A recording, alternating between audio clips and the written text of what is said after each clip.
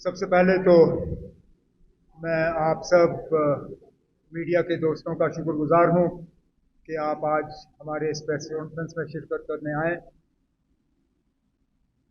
Parliament election ख़त्म होते ही हमने इन असेंबली इंतखाबात के लिए तंजीम के तरफ से अपनी शुरुआत की और हमें लगा कि सबसे ज़्यादा ज़रूरी हमारे लिए, अगर हम वोटर को नेशनल कॉन्फ्रेंस के हक़ में वोट डालने के लिए कन्विंस करना चाहते हैं, तो हम क्या लेके लोगों के पास जाएंगे।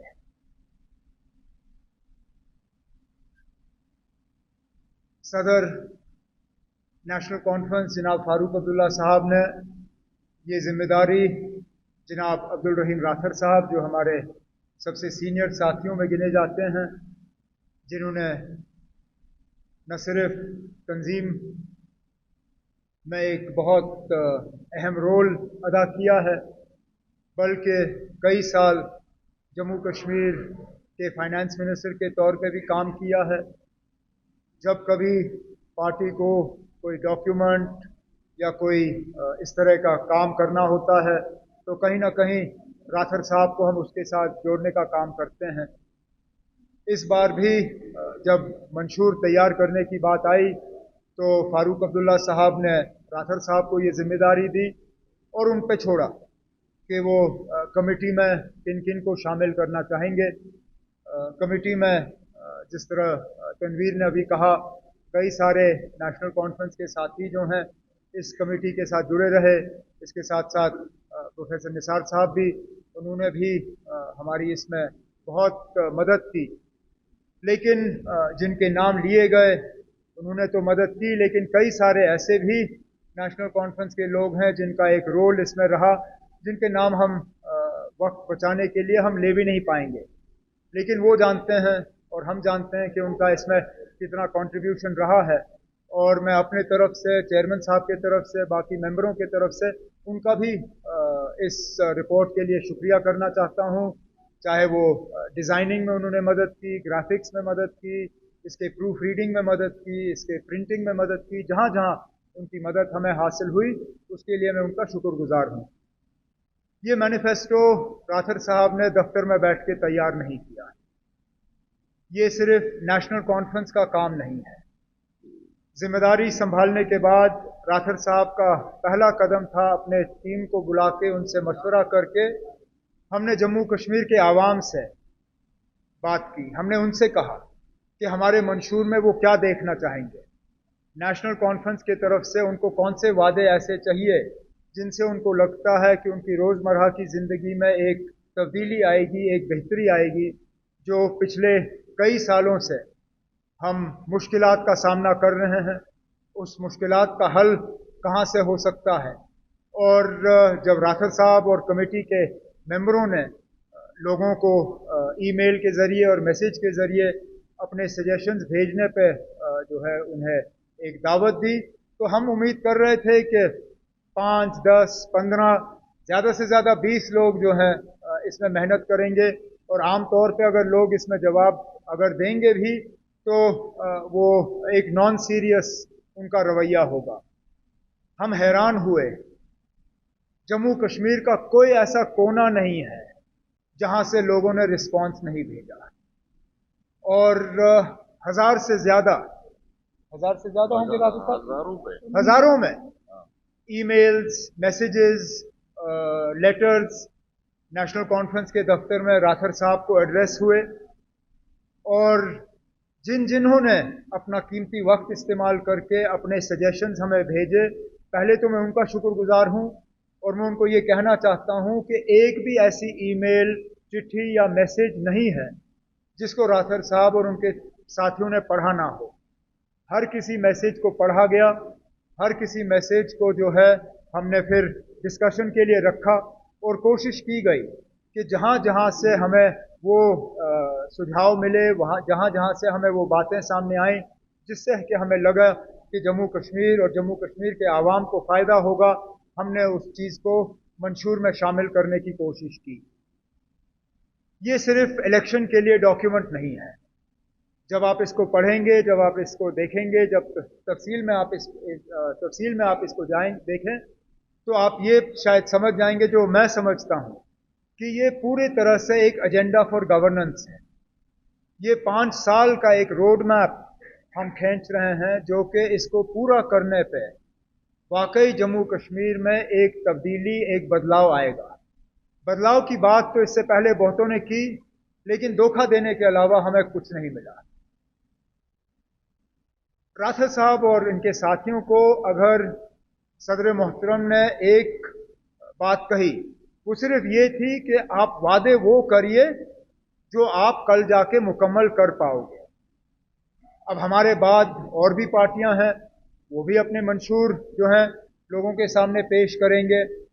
जाहिर सी बात है कि कुछ उनमें से ऐसे भी होंगे जो हमसे बढ़ चढ़ के वादे करेंगे, और मैं यहां तक कह सकता हूं कि वो पार्टियां जो कल हुकूमत बनाने की उम्मीद रख भी नहीं सकते, उनके लिए बड़े वादे करना कोई मुश्किल बात है नहीं, क्योंकि जिन लोगों को मालूम है कि वो कल हुकूमत में आएंगे नहीं, वो कुछ भी कह सकते हैं।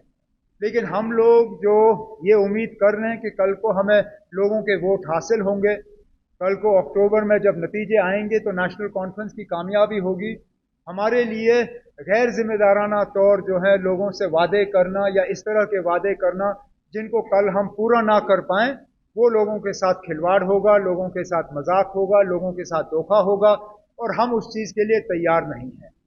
तो जो भी मंशूर में हम बातें शामिल कर रहे हैं, उन सब पे राठर साहब और उनके साथियों ने बहुत ही ज्यादा इस पे गौर किया है, इस पे सोचा है, इनको एक्सपर्ट्स के साथ डिस्कस किया है, और तब जाके डिस्कशन और सारा चीज करने के बाद आज ये डॉक्यूमेंट तैयार करके हम आपके सामने रख रहे हैं।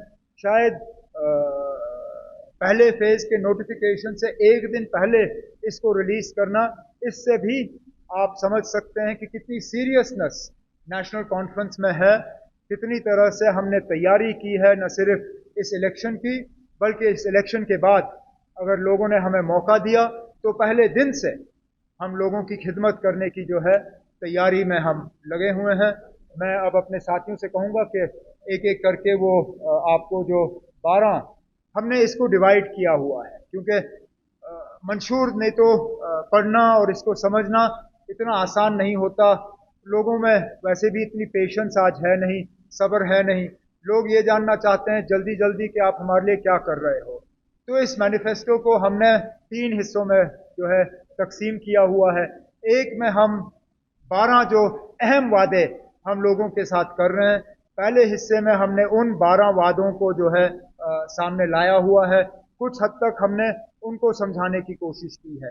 उसके बाद जो उसके साथ जो हम एडिशनल कमिटमेंट्स करने जा रहे हैं, दूसरे हिस्से में हमने उनको शामिल किया हुआ है। और तीसरे हिस्से में जो लोग डिटेल में समझना चाहते हैं कि आखिरकार अगर हम किसी चीज का वादा कर रहे हैं तो उसको हम पूरा किस तरह से करेंगे, हम उस चीज को किस तरह जो है लोगों के सामने पेश करेंगे, तीसरे हिस्से में हमने हर चीज को डिटेल में लोगों को जो है वोटरों को समझाने की कोशिश की है। तो आज इस प्रेस कॉन्फ्रेंस के जरिए हम सिर्फ उन 12 जो अहम हमारे पॉइंट्स हैं, जो गारंटीज हैं, उन 12 गारंटीज को आपके सामने रखेंगे। उसके बाद पूरी मैनिफेस्टो आपके साथ जितने हम कॉपीज अभी तक तैयार कर सके वो हम आपके साथ बांटेंगे। डिजिटल कॉपीज आपको जितनी भी चाहिए होंगी इस प्रेस कॉन्फ्रेंस के बाद व्हाट्सएप के जरिए, ईमेल के जरिए, मैसेजेस के जरिए हम वो डिजिटल कॉपीज आप तक दे देंगे, और आप इस मैनिफेस्टो की जो है फिर एनालिसिस आप खुद कर सकते हैं। उर्दू और हिंदी में जो है इसकी ट्रांसलेशन की जा रही है, और 2-3 दिन के अंदर अंदर इसका उर्दू ट्रांसलेशन और हिंदी ट्रांसलेशन जम्मू के कुछ इलाकों के लिए ये दोनों तैयार करके हम वोटरों के पास जो है इसको पहुंचा देंगे। तो करें शुरू तरदीद। The first in the interim period, we will endeavor to redraw the Jammu and Kashmir reorganization action. उसकी बात की है, और जिस तरह अल्लाह साहब ने कल बोला कि हम अपने पहले लिस्ट ऑफ बिजनेस में जो हमारे साथ एम्प्लॉयमेंट का जो हाल जम्मू कश्मीर में है वो हम सब जानते हैं। मुल्क में सबसे ज्यादा अगर नौजवानों की बेरोजगारी है वो जम्मू कश्मीर में है। 5 अगस्त 2019 के बाद बेरोजगारी को कम करने की तो बातें की गई, लेकिन उसमें कोई कमी नहीं हुई बल्कि बढ़ गया।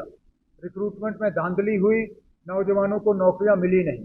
राठर साहब और उनकी टीम ने इसमें बहुत मेहनत करके एक कॉम्प्रहेंसिव, इसमें हम यूथ के साथ वादे कर रहे हैं किस तरह हम अनएम्प्लॉयमेंट का जो प्रॉब्लम है उसको एड्रेस करने जा रहे हैं।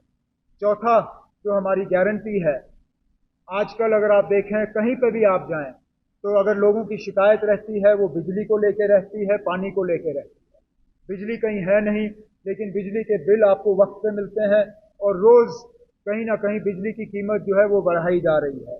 बिजली और पानी की जो तकलीफें लोगों को हैं, इसके बारे में भी एक कॉम्प्रहेंसिव गारंटी लेके हम लोगों के सामने जा रहे हैं कि किस तरह लोगों की जो परेशानियां हैं बिजली और पानी को लेके, इसको हम किस तरह एड्रेस करेंगे। इसमें एक खास वादा जो हम लोगों के साथ कर रहे हैं वो 200 यूनिट मुफ्त बिजली का। और जैसे मैंने आपसे इससे पहले कहा, कुछ लोग तो इससे ज्यादा वादा करेंगे, वो उन तक है, लेकिन जो लोग कल हुकूमत में होंगे नहीं वो कुछ भी कह सकते हैं। हम जानते हैं कि गैर जिम्मेदाराना वादा अगर हमने करना होता सिर्फ लोगों को अपने तरफ खींचने के लिए तो इस 200 को हम 1000 भी कर देते, लेकिन वो जम्मू कश्मीर के लिए मुमकिन नहीं होगा, वो लोगों के साथ धोखा होगा। तो हमारी जो फाइनेंशियल पोजीशन है उसको देखते हुए राठर साहब और उनके साथियों ने ये कॉम्प्रहेंसिव इलेक्ट्रिसिटी और वाटर के लिए जो वादे हैं वो लोगों के सामने रखे हैं। सोशल वेलफेयर को लेके एक खास गारंटी हम लोगों के साथ कर रहे हैं। इसमें EWS के तहत हमारी माएँ बहनें हैं उनकी मदद के लिए 5,000 रुपये महीने का एक रिलीफ का पैकेज वो है। इसमें मुफ्त सिलेंडर फराहम करने की बात, मैं माफ़ी चाहता हूँ, इसमें एक प्रिंटिंग में एक गलती आई है। हमने इसको 6 तो लिखा है, लेकिन नेशनल कॉन्फ्रेंस की तरफ से हमने 12 सिलेंडरों का लोगों के साथ वादा किया हुआ है। हम 12 सिलेंडर जो है लोगों को फराहम करने का काम जो है इलेक्शन के बाद जो इकोनॉमिकली वीकर सेक्शंस हैं उनको हम ये सिलेंडर जो है फराहम करेंगे। इसी तरह ट्रांसपोर्ट और बाकी चीज़ों में लोगों को एक रिलीफ देने के लिए ये हम वादे जो हैं हाँ वीडियो पेंशन ये भी बढ़ाया हुआ है, ये सारा आपके सामने है। इसके बाद अगर आप देखें तो पब्लिक डिस्ट्रीब्यूशन सिस्टम को लेके लोग आज नाराज हैं। राशन का स्केल उनका कम किया गया है, राशन उनको मिलता नहीं। जहां राशन के डिपो से उनको चीनी दी जाती थी, आज वो चीनी नहीं दी जाती। राशन के डिपो से उनको केरोसिन मिलता था, केरोसिन नहीं दिया जाता। पब्लिक डिस्ट्रीब्यूशन सिस्टम को और ज़्यादा मजबूत करने के लिए, पब्लिक डिस्ट्रीब्यूशन सिस्टम में के ज़रिए लोगों को राहत पहुंचाने के लिए ये भी एक कॉम्प्रहेंसिव गारंटी के तौर पे हमने लोगों के साथ जो है कुछ वादे किए हैं जो आपके सामने हैं।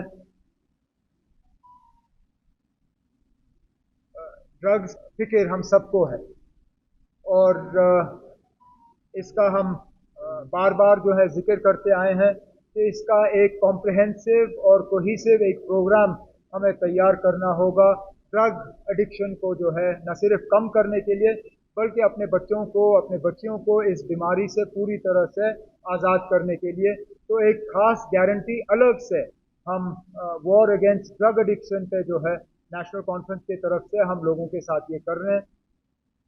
एग्रीकल्चर और हॉर्टिकल्चर हिस्टोरिकली ये हमारे की इंडस्ट्रीज रहे हैं टूरिज्म के साथ। इनको और बढ़ावा देने के लिए, इनको बचाने के लिए, इनको और मजबूत करने के लिए एक कॉम्प्रहेंसिव प्रोग्राम फ्रूट, सैफरन, इन सब चीज़ों को लेके यहाँ पे जो है नेशनल कॉन्फ्रेंस के मैनिफेस्टो में इनका जिक्र किया जा रहा है।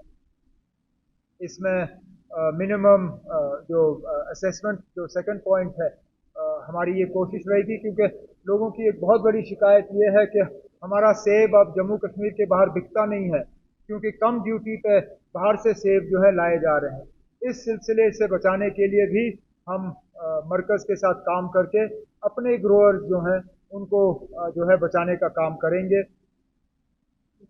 हेल्थ, रोबस्ट हेल्थ इंफ्रास्ट्रक्चर ये भी आपके सामने है, including a comprehensive health policy, medical trust particularly for terminal ailments, terminal diseases। लोगों की माली हालत जो है बहुत खस्ता है, और ख़ासकर जब कैंसर जैसी बीमारियां होती हैं तो लोगों को कैंसर और इन बीमारियों से के लिए इलाज हासिल करना बड़ा मुश्किल होता है। उसके लिए एक मेडिकल ट्रस्ट कायम किया जाएगा ताकि cancer, heart disease, kidney transplant के लिए एक इंश्योरेंस का एक कवर उनको मिले, और उनके लिए फिर इलाज जो है हासिल करना ज़्यादा आसान होगा। और भी इसमें डिस्ट्रिक्ट्स और सब डिस्ट्रिक्ट को लेके हमने बातें की हुई हैं। टूरिज्म इंडस्ट्री, माइनिंग, इस सेक्टर को अगर देखें तो हर एरिया के साथ कहीं ना कहीं ये टच कर जाता है। माइनिंग की एक बहुत बड़ी शिकायत लोगों की ये रही है कि दरियाओं से अगर रेत निकालना हो, पत्थर निकालना हो, तो हमारे लोगों को इस चीज़ की इजाज़त नहीं दी जाती। बाहर से ठेकेदार, बाहर से कॉन्ट्रैक्टर्स, बाहर से जो है लोगों ने इसके कॉन्ट्रैक्ट लिए हुए हैं, और हमारे लोग जो है कहीं गिनती में आते नहीं। तो टूरिज्म इंडस्ट्री और माइनिंग को लेके हम कुछ खास कमिटमेंट जो है लोगों के साथ कर रहे हैं। इसमें पाडर के जो सैफायर हैं उनका जिक्र है। अगर आप डिटेल्स में देखें तो नॉर्थ कश्मीर में जो मार्बल का जो माइनिंग है उसको लेके हमने जिक्र किया है।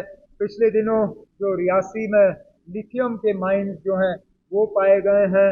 हमने उस लिथियम माइनिंग और लिथियम माइनिंग के तहत जो रॉयल्टीज़ की बात है, उन रॉयल्टीज़ का किस तरह से जम्मू कश्मीर में इस्तेमाल होना चाहिए, उन सब का इस सेक्टर में जो है हमने जिक्र किया। ऐसा सेक्टर ना हो जिसको टच ना किया गया हो, कोई पॉपुलेशन ग्रुप ऐसा ना हो जिसके साथ पिछले कई सालों से नाइंसाफ़ी जो की गई है, उस नाइंसाफ़ी को दूर करने की बात हमारे तरफ से ना की गई हो। हमने अपने तरफ से कोशिश की कि ऐसा एक डॉक्यूमेंट, एक विजन डॉक्यूमेंट हम लोगों के सामने पेश करें, जिससे कि लोगों को लगे कि वाकई आने वाले 5 साल अगर नेशनल कॉन्फ्रेंस को मिले यहाँ हुकूमत करने के लिए, तो वाकई एक नया कश्मीर, जिस नया कश्मीर का एक जो हमें विरासत में बाबा कौम शेर कश्मीर ने हमारे हवाले किया, अगर हम उसको अमली जामा पहना पाए तो हम पहना पाएंगे अगर हमने इस रोड मैप, इस एजेंडा को जो है मुकम्मल किया।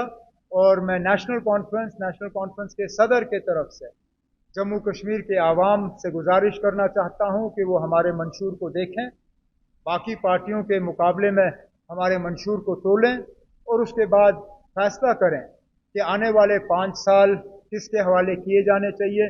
हम उम्मीद करते हैं कि जम्मू कश्मीर के जो वोटर हैं अपने वोट का सही इस्तेमाल करके हमें 5 साल का मौका देंगे, ताकि जो जो गारंटीज और जो जो वादे हमने लोगों के साथ किए हैं वो हम पूरा करके ही अपने आप को दोबारा इंशाल्लाह लोगों के सामने पेश करेंगे। यही शुरू में मैं आपसे कहना चाहता था। अब अगर इसके बाद आपके मंशूर को लेके कोई सवाल हो तो मैं उन सवालों का आपको जवाब देने की कोशिश करूंगा।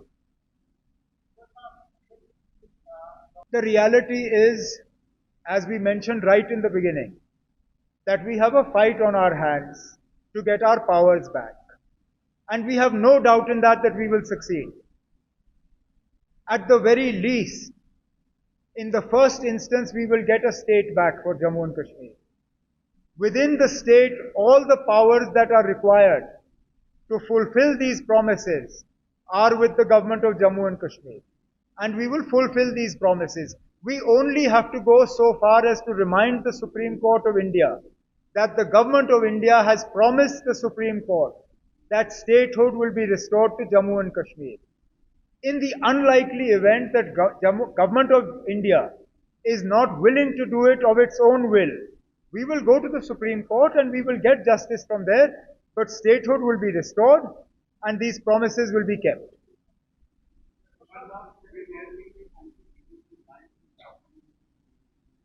देखिए ना, कांग्रेस के साथ हमारी बात शुरू होने जा रही है। कहां तक हम उसमें कामयाब होंगे मैं अभी कह नहीं सकता हूं, क्योंकि बातचीत अभी शुरू हुई नहीं। बातचीत होने दीजिए, उसके बाद हम देखते हैं हम कहां तक उसको पहुंचा पाएंगे।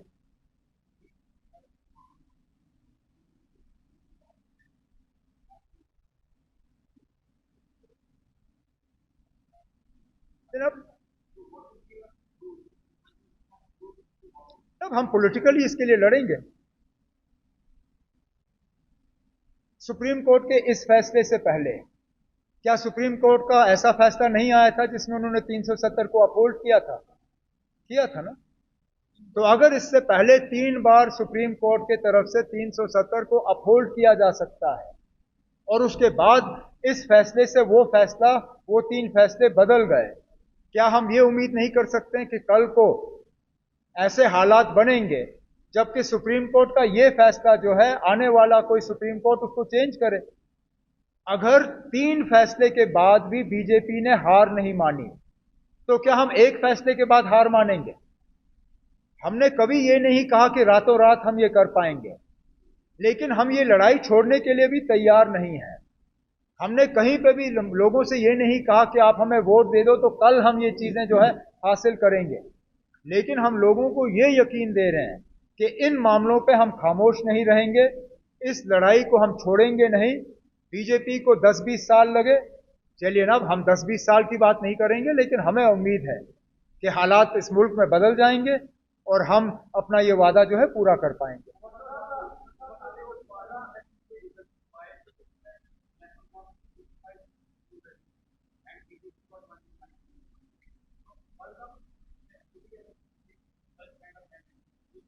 लेकिन अब आप क्यों स्पेकुलेशन में जा रहे हो ना? आप 4 अक्टूबर तक वेट करिए। हमें नहीं लगता है ना कि बीजेपी की वो पोजीशन है जो आपको लग रही है, और वो 35 सीटें जो आप गिन रहे हो, आप भूल रहे हो कि हम सिर्फ 2 पार्लियामेंट सीट जीते, 2 पे हम लड़े ही नहीं और 1 पे हम हारे। अगर 1 हारने और 2 ना जीतने पे भी हम 35 सीट जीते तो हमारी पोजीशन ठीक ठाक है ना। आप क्यों हमें बीजेपी की तरफ खींच रहे हो? हमें उस तरफ जाने की जरूरत भी नहीं पड़ेगी, ना हम उस तरफ जाने पे सोच रहे हैं। साहब ने ये किस अंदाज में बात की मैं कह नहीं सकता हूं। अब मैं कौन होता हूं उनसे कहने के लिए कि आप लाइक माइंडेड से मत करिए, लेकिन वो जिनसे बात करना चाहे वो करें, हम जिनसे बात करना चाहेंगे हम भी करेंगे। हम कब कहते हैं कि हम लाइक माइंडेड पार्टी से बात नहीं कर रहे हैं? हम भी लाइक माइंडेड पार्टी से बात कर रहे हैं, लेकिन अगर आप मुझसे पूछोगे कि वो लाइक माइंडेड पार्टीज कौन कौन है, मैं अभी उनका नाम लेने के लिए तैयार नहीं हूं। अब आज हम मंशूर पे ही बात करें तो लिस्ट जब हमें कैंडिडेट्स का निकालना होगा उस टाइम उस पर बात करेंगे।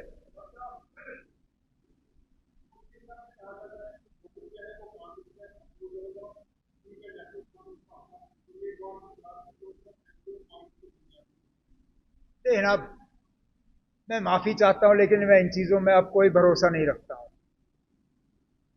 वोट गिनने के वक्त तक आप में से बहुत सारे ऐसे थे जो कह रहे थे कि मैं बारामूला से जीता हुआ हूं। लंच टाइम तक आप में से कुछ ऐसे थे जो मुझे फूंक भरने की कोशिश कर रहे थे कि कोई बात नहीं जनाब, अभी आपके मशीन गिनने शुरू हो जाएंगे। मैंने इलेक्शन हार तस्लीम करके इंजीनियर को मुबारक भी दी थी और कुछ लोग मुझे कह रहे थे कि अभी इंतजार करो, अभी भी मौका है। आप अभी से ही कहोगे कि फलाने ने यहां से जीता तो फलाने ने वहां से जीता, तो हुकूमत यहां से बीजेपी के साथ हुकूमत बनाने की बात चल रही थी, यहां से कांग्रेस के साथ हुकूमत बनाने की बात चल रही थी। हमने अपना मंशूर तैयार करके लोगों के सामने रखा है इस उम्मीद के साथ कि उनका वोट नेशनल कॉन्फ्रेंस को हासिल होगा। कांग्रेस के साथ हमारी बातचीत जो है अभी शुरू होनी बाकी है। हमें अपनी बात कांग्रेस के साथ करने दीजिए, लोगों का अपना मैंडेट जो है वो देने दीजिए, नतीजे आ जाएंगे, उसके बाद हम फिर तफसील में बात करें। और नेशनल कॉन्फ्रेंस को इस बात का अफसोस है कि जहां जमात इस्लामी ने अपनी सियासत पिछले 30 साल की छोड़ के इलेक्शन के मैदान में कूदने की बात की थी और खुलेआम उन्होंने प्रेस के जरिए ये बात दिल्ली तक पहुंचाई, क्योंकि बंद कमरे में बात होती तो शायद उसका कोई खास उसका कोई मायने होता नहीं, लेकिन खुलेआम प्रेस के जरिए उन्होंने दिल्ली तक ये बात पहुंचाई कि आप हमारे ऊपर से बैन हटा दो तो हम मैदान में अपने उम्मीदवार उतार के इलेक्शन लड़ने के लिए तैयार हैं। हम पहले दिन से उनके इस बैन को उठाने के हक में थे। बदकिस्मती से कैबिनेट का और ये जो एडमिनिस्ट्रेटिव कमेटी आपकी थी, उन्होंने आखिरी दिनों में ट्रांसफर बहुत किए, जमीनें भी बांटी और सारे ऐसे काम किए जो उनको नहीं करने चाहिए थे। एक काम जो उनको करना चाहिए था, दिल्ली के तरफ से जमात इस्लामी के ऊपर जो बैन लगा हुआ था वो उठवाने का काम वो कर नहीं सके। चलिए, अब जमात इस्लामी इस इलेक्शन में खुलेआम हिस्सा नहीं ले पाएगी, हमें उस बात का अफसोस है। काम कर सकते हैं, लेकिन जैसे पहले सवाल के जवाब में मैंने कहा, हम अगर वो अपनी मर्जी से हमें स्टेटहुड नहीं देते तो हम लड़ झगड़ के स्टेटहुड अपना वापस हासिल कर लेंगे, और वापस हासिल करने के बाद जितने हमारे वादे हैं लोगों के साथ वो हम उनको पूरा कर लेंगे।